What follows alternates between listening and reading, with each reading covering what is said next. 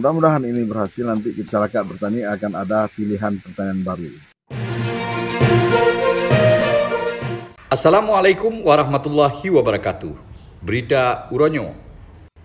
Nak mamu urang bertani di daerahnya, Sidro Bacalek DPR RI dari Parti Demokrat, Heriansyah, ka gepegot Demplot Pulau Bawang Merah di Kampung Senebuk Simpang, Kecamatan Darul Aman, Kabupaten Aceh Timur.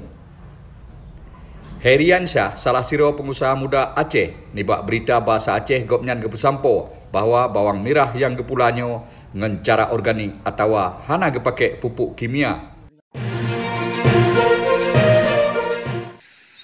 Dari pertama penanaman sampai dengan pemanenan nanti, kita gunakan sistem organik. Kalau memang ini berhasil, kita akan kembangkan ke daerah-daerah lain.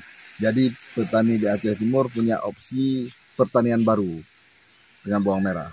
Dulunya mereka bisa dengan padi, singkong, dan tanaman-tanaman keras sebagai pertanian.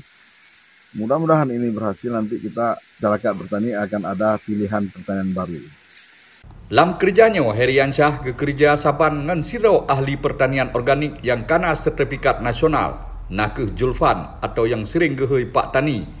Gopnyan Nasid Sidro ahli pupuk organik di Aceh. Bak Demplot bawang merahnya, Heriansyah gepula bibit bawang merah varietas tajuk. Varietasnya lawitnya kam hasil gepula oleh petani di daerah Pidi dan masa panen ji cuma 2 bulan di tengah sagai. Bibit bawang merah yang kita coba tanam di sini nanti ya, ini yang normalnya pemanenan itu 2,5 bulan.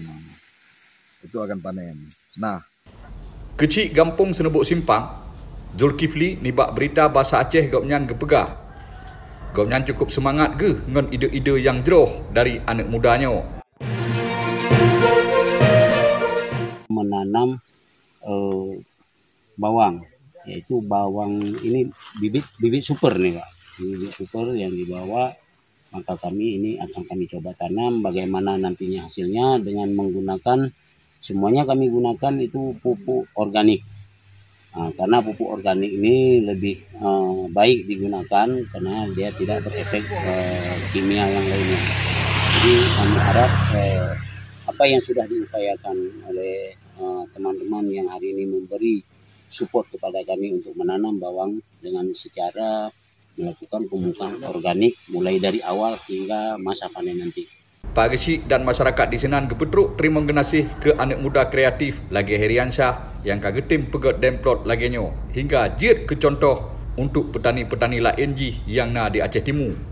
Habanyo gepesampo oleh Ilyas bin Ismail Freelance News nan menginggris haba me Aceh.